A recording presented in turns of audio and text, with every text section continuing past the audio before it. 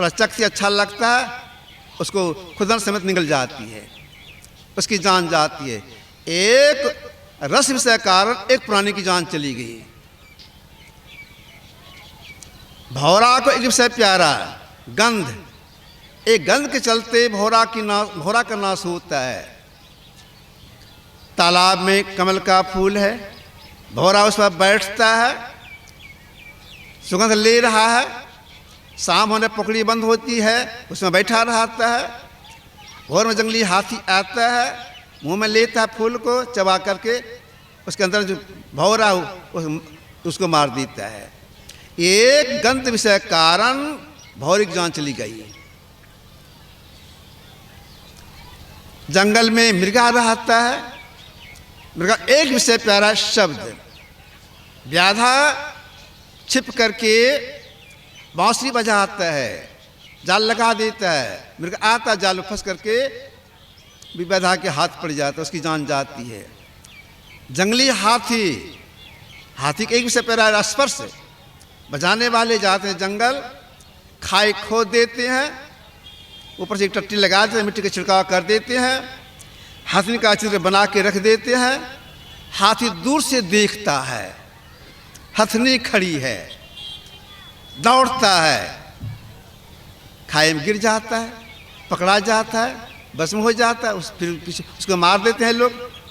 अब देखिए, एक विषय की प्रबलता कारण एक प्राणी जान चली गई।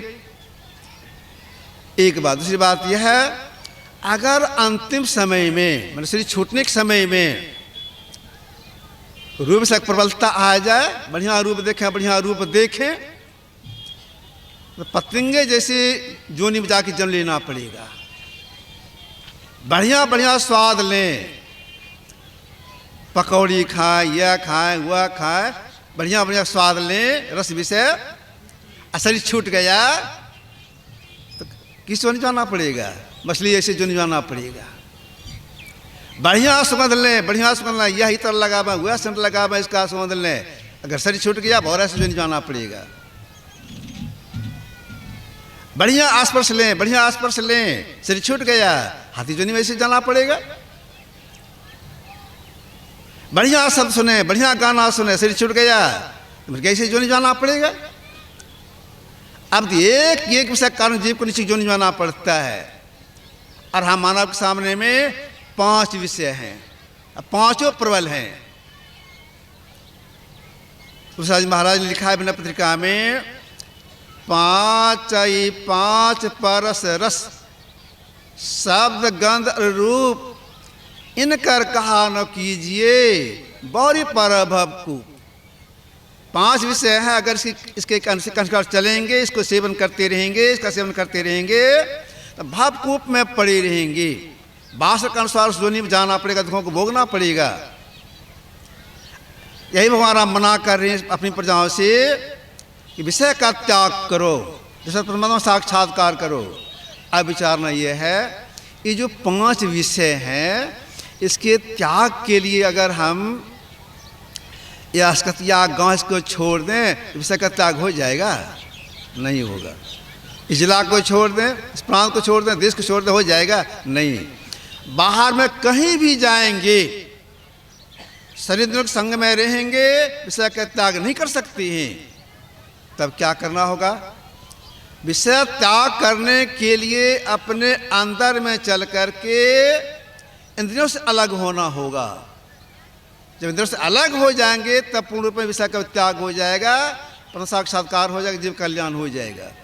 अपने अंदर चल कर विषय का त्याग करना होगा, बाहर में नहीं। अब विचारना यह है, अपने अंदर चल करके इंद्रियों से अलग होना होगा। कहाँ से चल करके इंद्रियों से अलग होना होगा? तो जानना पड़ेगा हम जिस शरीर में हैं तो कहाँ पर हैं। तो हम जीव शरीर में रहते हैं, लेकिन एक जगह नहीं रहते हैं, 3 जगह रहते हैं। 3 जगह कहाँ रहते हैं? जब तक जगे रहेंगे तो हम जीव दोनों भाव के बीच में रहेंगे। स्वप्न की अवस्था में कंठ में रहेंगे, गर्भ की अवस्था में छाती में रहेंगे, अंदर से अलग होने के लिए, बिल्कुल अलग हो जाने के लिए, तो अभी जहाँ जागृत अवस्था में दोनों भोग बीच में, वहीं से चलेंगे। किधर चलेंगे? नीचे नहीं, नीचे भी रास्ता जाने के, इसलिए स्वप्न में जाते हैं, करनीत में जाते हैं। नीचे नहीं जाना है, ऊपर जाना है। ऊपर जाने से इंद्रियां छूटती है। ऊपर जाने का रास्ता कैसा है?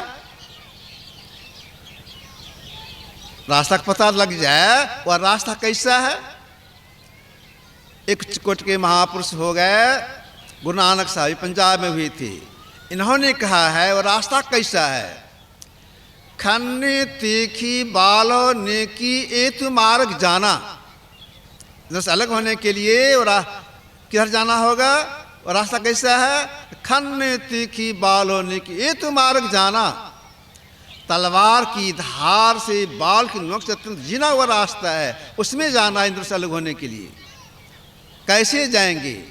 दोनों भाग बीच में हम जीव हैं, ऊपर वह रास्ता बहुत जीना है, उसमें जाने के लिए क्या करना पड़ेगा? उसमें जाने के लिए अपना सिमटाव करना होगा।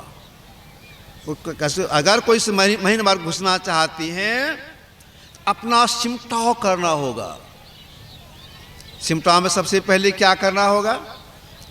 सिमटाव में सबसे पहले एक नाम का जप करना होगा। एक नाम का जप करेंगे, महीन मार्ग घुस जाएंगे? महीन मार्ग नहीं घुसेंगे। हाँ, कुछ एकाग्रता आई, उसमें जो खन्ने वाले ने किया उसमें नहीं घुस सकेंगे केवल नाम जप करने से। हाँ, नाम जप करने से कुछ चिमटा होगा। इसके बाद और चिमटा हो जाए, इसके लिए गुरु जन का ध्यान के लिए बता दूं कि रूप का ध्यान करना होगा, मतलब मानसन करना होगा। अगर इतने में लगे रह जाएंगे, उस महीने बाद घुस जाएंगे? नहीं घुसेंगे। क्यों?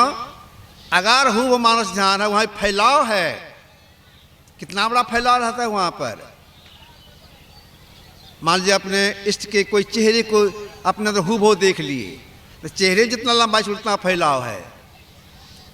इस फैलाव में उस महीने बाद नहीं घुस सकेंगे। तब क्या करना पड़ता है?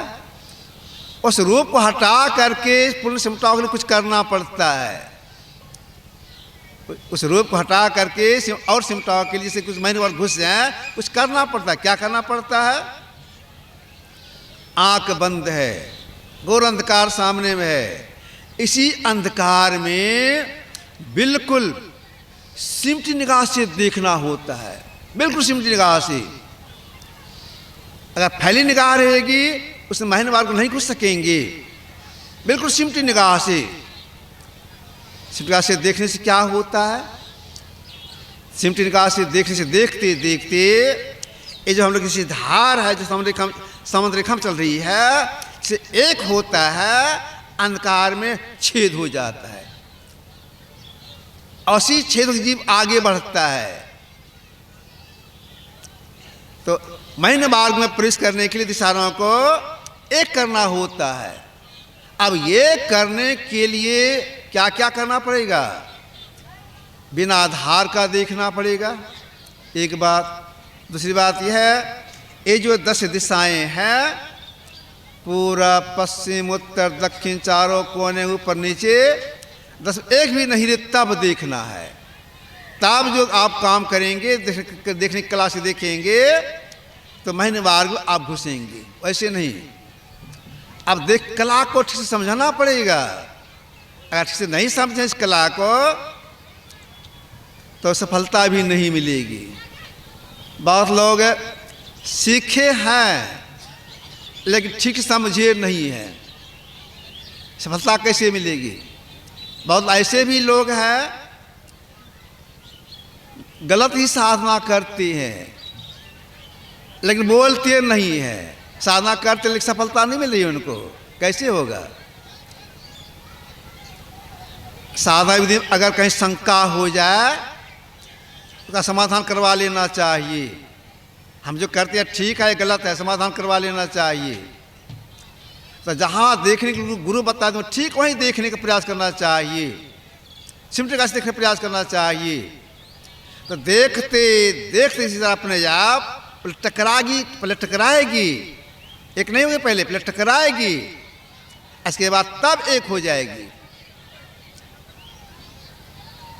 जैसे एक होगी क्या हो जाएगा, दो रेखाओं के मिलन को बिंदु कहते हैं। वही बिंदु जीव को आगे बढ़ा देता है, मध्य मार्ग में घुसा देता है और आगे जाकर क्या करा देता है, बिंदु ना लगा वहीं तुम्हें ले जाएंगे, अरे हारे में ही ज्योति प्रसाद के सेठ दिखाएंगे। इतना काम अगर हो गया तो क्या जीव निर्विषय तत्व को प्राप्त कर लिए? नहीं। इतना हो जाने पर 5 कर्मेंद्रियां कौन कौन? हाथ, पैर, मुंह, लिंग, गुदा। 5 ज्ञानेंद्रियां आँख, कान, नाक, जीभ, चमड़ा, 5 और 10। ये 10 तो छूट गए, भीतर की 4 इंद्रियां रह गई। तो भीतर में रह करके जो जीव देखता है या सुनता है, इंद्रियों को संग में करके, उसको महापुरुषों ने कहा है सूक्ष्म विषय। अब भगवान राम सीधा लकीर खींचा है, विषय का त्याग कीजिए, यही तन कर फल विषय न भाई, विषय का त्याग कीजिए। तो एक नाम का जप किए, एक रूप का ध्यान किए, सुन ध्यान किए, तो 5 कर्मेंद्रियां 5 गुना से अलग हो गए। ये अस्थूल विषय तो छूट गए आपके, सूक्ष्म विषय तो रह गया। अब सूक्ष्म विषय का त्याग कैसे होगा? अच्छा, तो सूक्ष्म विषय का त्याग होगा नहीं तो निश्चित परमात्मा से साक्षात्कार होगा नहीं, जिसका परम कल्याण होगा नहीं। सूक्ष्म विषय का त्याग करने के लिए भीतर की 4 इंद्रियां, जिसको सदा का संगी कहा गया है, हे मानवा तो सदा के संगी, त्यागो जगत की आस, 4 इंद्रियों से अलग होना होगा, एक बार ही अलग होना होगा। 4 में एक भी नहीं रही। ऐसे तो 4 जो भीतर की इंद्रियां हैं, हम लोग रोज इससे अलग होती हैं, लेकिन एक इंद्रिय रह जाती, चित्त रह जाती सुषुप्त अवस्था में, यह भी नहीं रही। इसके लिए क्या करना होगा? इसी के लिए महापुरुषों ने कहा साधो शब्द साधना कीजिए, यही सबसे प्रकट भाई वही शब्द कह लीजिए। सब साधना करने के लिए कहा, जो सब साधना करते हैं, सब अभ्यास करते हैं, करते करते जब सफलता मिलती है तो ये 4 भीतर की छूट जाती है। यह काम कहाँ पर होता है? तो जिसको जैसा अनुभव हुआ ऐसा वे बोले या लिखे। तो सबके वाणी में सुनिए, इन्होंने कहा है सहस्र कमल दल पार में मन बुद्धि हिराना हो, प्राण से आगे चले स्वीकृत बखाना हो। फिर इसको दोहराता हूँ, सहस्र कमल दल पार में मन बुद्धि हिराना हो, प्राण से आगे चले स्वीकृत बखाना हो। सहस्र कमल दल किसको कहेंगे? गुरुदेव की वाणी में है सहस्र कमल दल ज्योति करे झलमल, त्रिकुटी में सूरज उगए हो। सहस्र कमल का पहचान कैसे करेंगे? यही सहस्र कमल का स्थान है। सहस्र कमल दल ज्योति करे झलमल, जब साधक साधना करने में लग जाता है, वो भीतर प्रवेश करने लगता है। जैसे कोई व्यक्ति प्रातःकाल जग जाती है, सूर्य उदय होने के पहले जगती हैं, घर के बाहर हो जाती हैं, पूरब की ओर निहारती हैं। सूर्योदय नहीं हुआ है लेकिन सूर्य की लालिमा देखने में आती है। सूर्य नहीं, सूर्य की लालिमा देखने में आती है। इसी तरह से सत्य अपने अंदर में लालिमा देखने लगता है, ज्योति करे झालमल, उसी स्थान कहा गया है सहजल कमल। फिर साहब कह रहे हैं सहजल कमल दल पार में, कितने पर नहीं कहा, और उसके आगे और उसको आगे मन बुद्धि हीरा ना हो। हिराना से मतलब यह है अपने अपने निजी सत्ता में समष्टि रूप में विलीन होना, यानी कि मेला वैराग्य ऐसी बात नहीं। मतलब अपना निजी सत्ता में विलीन होना। निजी सत्ता से मतलब क्या हो गया, हम लोग शरीर के अंदर में 4 इंद्रियां हैं, मन, बुद्धि, चित्त, अहंकार। अभी जो शरीर के अंदर में है यह है व्यष्टि रूप में, जो शरीर के अंदर बद्ध रूप में आ गया है तो कहें व्यष्टि, और जो भीतर ये बाहर भी है वह समष्टि। तो सहजल कमल के पार में क्या होता है, यह शरीर के अंदर जो व्यष्टि है, व्यष्टि रूप में 4 इंद्रियां हैं, अपनी निजी सत्ता में समष्टि रूप में विलीन हो जाती है, और तब जीव अकेले आगे बढ़ता है।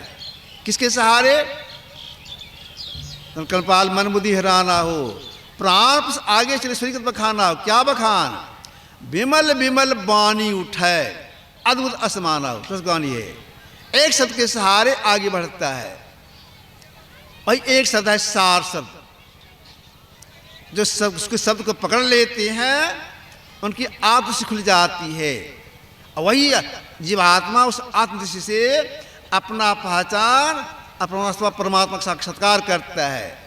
यही काम करने के लिए परशुराम ने अपनी प्रजाओं के माध्यम से संसार के लोगों से कहा है। इस काम में जो लग जाते हैं, थोड़ा ही कर पाते हैं, वह संस्कार जीव को मनुष्य दिला देता है। मनुष्य में आ गए, साधन विधि नहीं सीखे, शरीर शांत हो गया, उस जीवात्मा को मनुष्य पुनः नहीं मिलता है। तो जो ने मनुष्य का शरीर श्रेष्ठ है, अब मनुष्य शरीर उसको नहीं मिलेगा। इसके बाद जो और शरीर हैं उसमें जाना पड़ेगा, दुखों को भोगना पड़ेगा। आप विचार कीजिए, 484 लाख जोनियां हैं और मनुष्य शरीर सबसे श्रेष्ठ है। अब जब मनुष्य शरीर नहीं मिलेगा और शरीर में जाना पड़ेगा, उधर कितने बच गए, 84 लाख में आप केवल 1 घटा दें, मनुष्य शरीर उसमें सिरमौर है, 1 घटा दें, उधर कितना बच गया, 83,99,999 जोनी बच गई। अगर एक साल रहा जाए, इतना साल लगने के बाद तब जीव को मनुष्य मिलता है। 2 साल लग जाए एक शरीर, 2 साल हाथी में, 2 साल बैल में, कुत्ता में, गुणा कर दीजिए, कब मिलेगा। बहुत लोगों का ऐसा भी कहना है कि जीव का पुनर्जन्म होता ही नहीं है, लेकिन ऐसी बात नहीं है। जीव का पुनर्जन्म होता है, शरीर धारण करता है, जीवात्मा छोड़ता भी है। भगवान बुद्ध का नाम प्राय सब लोग जानते हैं। भगवान बुद्ध एकांत स्थान में रहती थी, सत्संग ध्यान करते थे, भीख मांग के खाती थी। भगवान बुद्ध कई शिष्यों के साथ गांव के बाहर में ठहर गए। जब भिक्षा करने के समय आया तो गए भिक्षा करने के लिए। 4-5 शिष्यों के साथ एक गांव में गए, एक घर के आंगन में घुसने लग गए। 4-5 भिक्षु के साथ भगवान बुद्ध एक आंगन में घुसी। तो जैसे आंगन में घुसे, उस आंगन उस घर में एक बूढ़ी माई थी, अधिक उम्र की थी।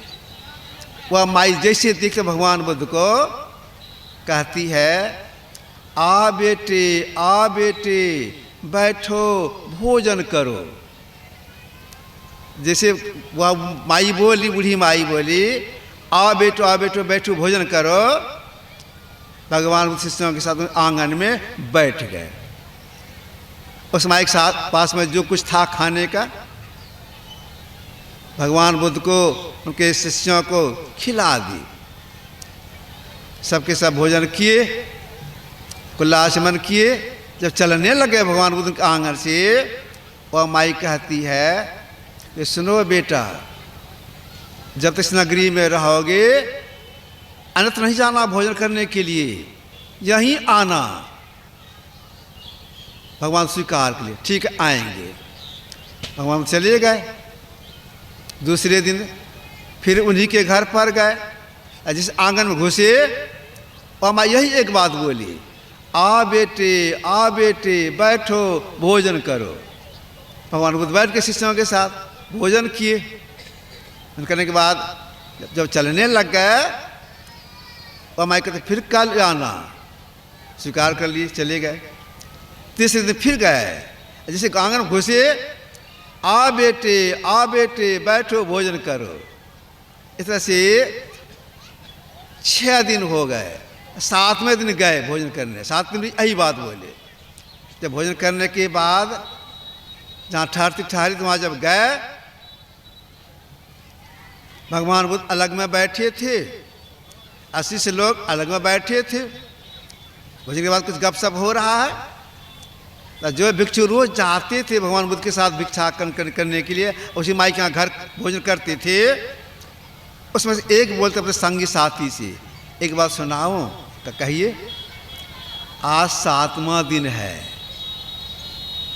तथागत यानी भगवान बुद्ध एक बूढ़ी माई घर पर जाते भोजन करने के लिए।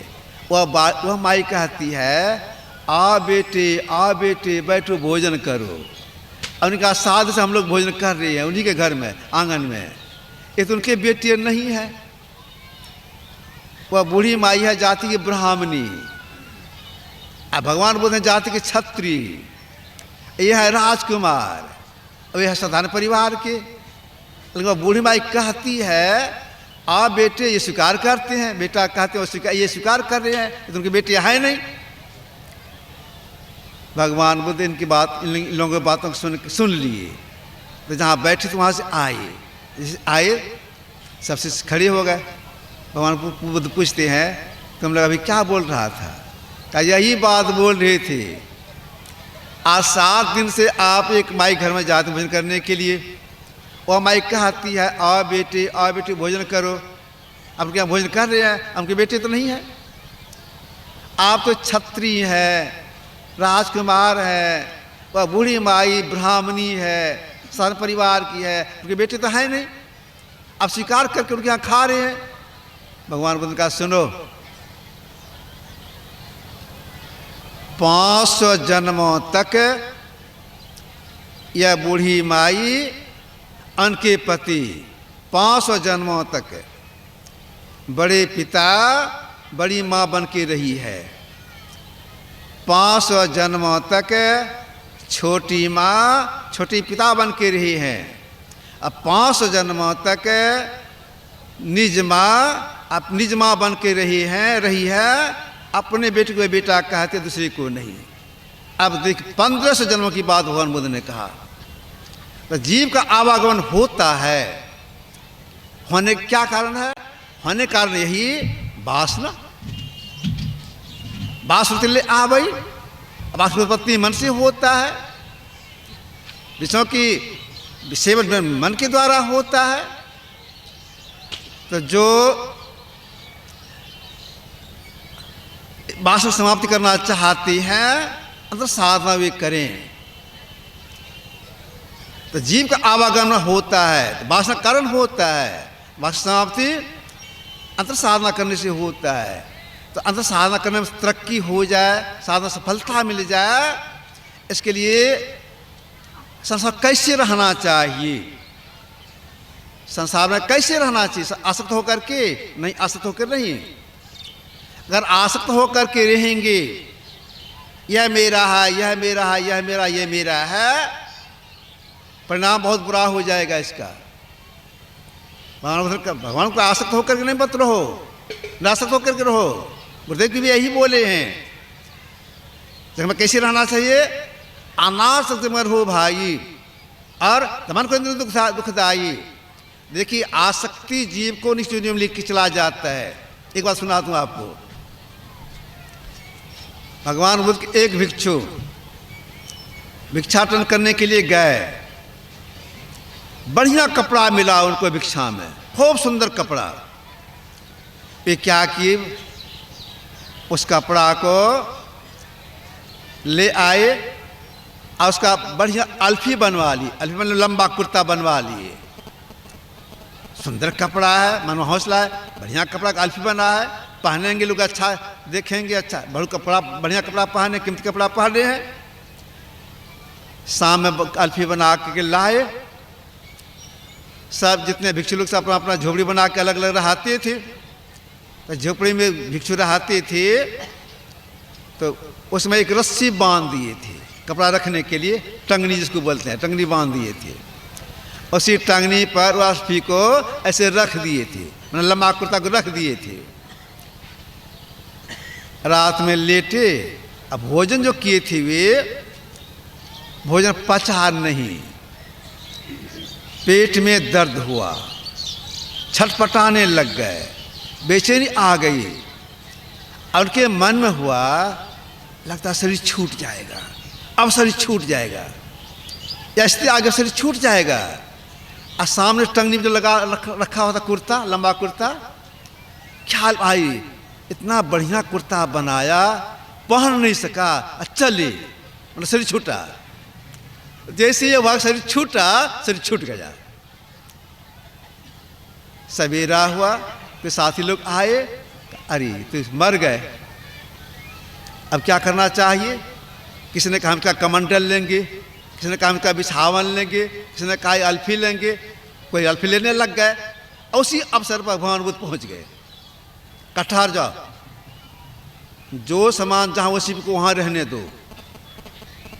इनके कहने सब सामान जो जहाँ तो वहीं रख दिए, इनका दाह संस्कार कर दो। आज 7वें दिन हम आएंगे, तुम लोग भी आना। दाह संस्कार हो गया, जो सामान जहाँ वहीं रख दो, कुछ लोग अब छुओ कोई मत।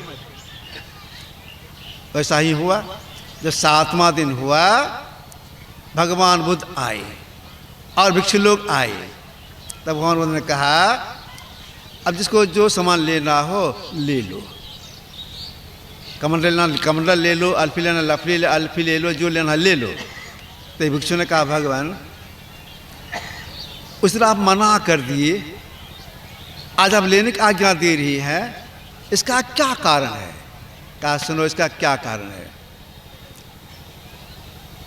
सुंदर कपड़ा का अल्फी बनाया था, शरीर छूटने के समय इसकी वासना चली गई, बढ़िया बनाए पहन नहीं सके, शरीर छूट गया, वो अजीब चला गया था चिलर शरीर में। और चिलर बन को उस कुर्ते में चबास कर लिया। जब उठाना चाहता था तुम लोग, चिल्लाता था हाय मेरा धन ले रहा है, हाय मेरा धन ले रहा है। इसलिए मैंने मना किया, उसके चिल्लाहट को सुनकर आके मना किया है। अब वह चला गया है, वह अजीब चला गया है तापस देवलोक में। वहाँ से फिर आएगा शरीर धारण करने के लिए। अब तुम लोग अपना ले लो। अब देख थोड़ी वासना चलते क्या हो गया, थोड़े काल के जीव को चला जाना, जो चिला जो नहीं चला जाना पड़ा। तो सदा संसार में कैसे रहें, निराश होकर के रहें। तब अंतर साधना प्रवेश करेंगे, निंद्रा से अलग होंगे, विषय वासना की समाप्ति होगी। तो संसार कैसे रहना चाहिए। पलटू साहब ने कहा संसार के लोगों से, पहले संसार से तोरी आवे तब बात जाकी पूछिए जी। तलवार दो है, म्यान एक, किस बात हुआ मैं कीजिए जी। मीठे प्याले दूर करो, करो प्रेम प्याला पीजिए जी। पलटू जब शिष्टाचार धरे तब राह प्या की लीजिए जी। सर कैसे रहने के लिए कहा, तलवार दो है, म्यान एक, म्यान जिसमें तलवार घुसा के रखा जाता है, घुसेगा उसमें उतनी जगह रहती है, एक तलवार का घुसा जगह रहता है उसमें। संसार भी चाहते हैं, आज से अलग होना चाहते, कैसे होगा, नहीं होगा।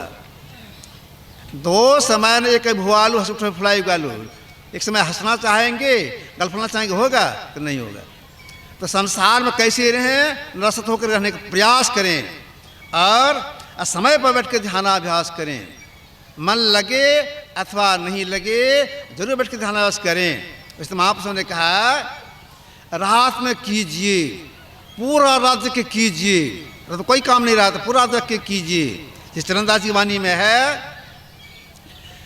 दिन को हरि सिमरन करो, रैन जाग कर ध्यान, भूख राखी भोजन करो, पिसोबन को बान, चार पहने जग सकै, आधी रात सु जाग, जान को जब भी करो भजन करने को लाग, जो नहीं श्रद्धा दोपहर, पिछले पहरे चेत, उठ उठना तो प्रभु लाभो हित, जागे ना पिछले पहर, करण गुरु मत जाप, मुँह फाड़ सोबत रहे, ताकू लागे पाप। चंद्रदास जी कहना है, दिन में काम काज करते सिमरन करते रहो, लेकिन रात में जग कर ध्यानाभ्यास करो, पूरा रात जग के ध्यानाभ्यास करो।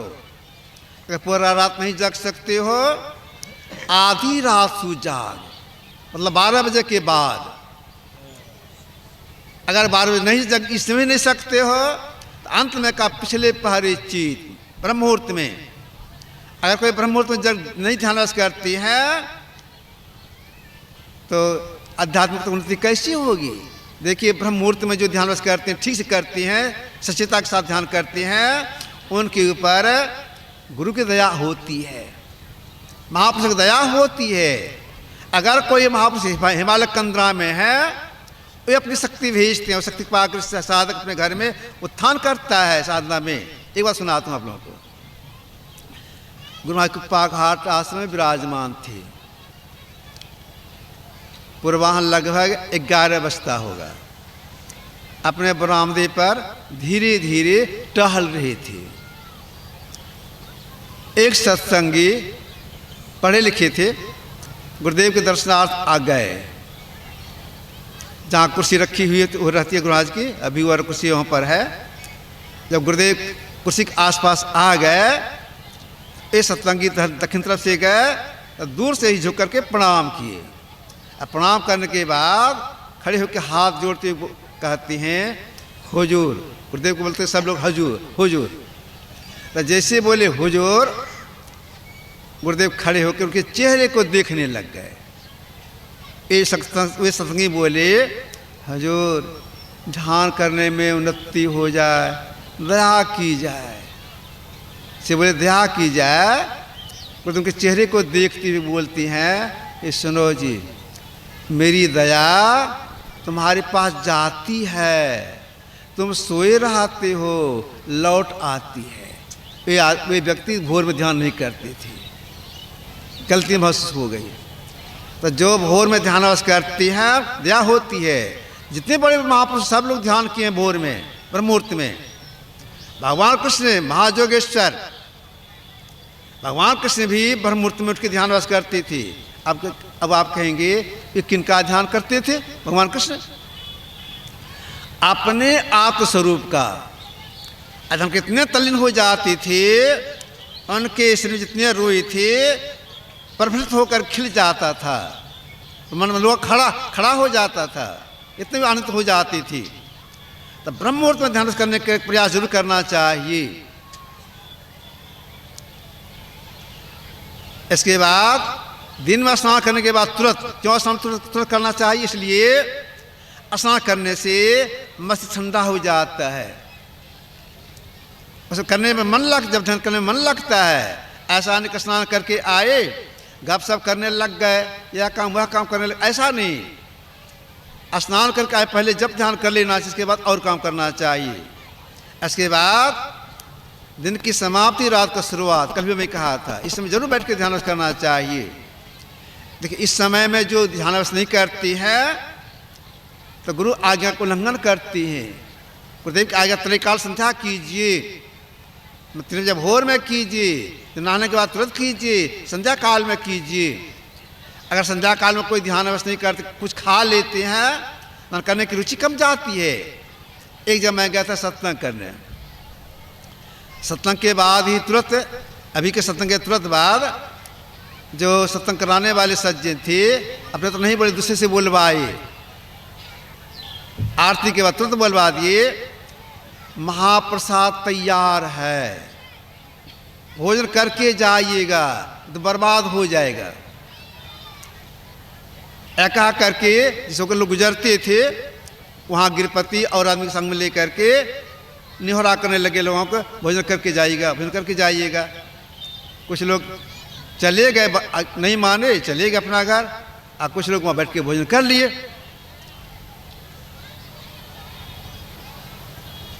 जहाँ मेरा बादशाह था,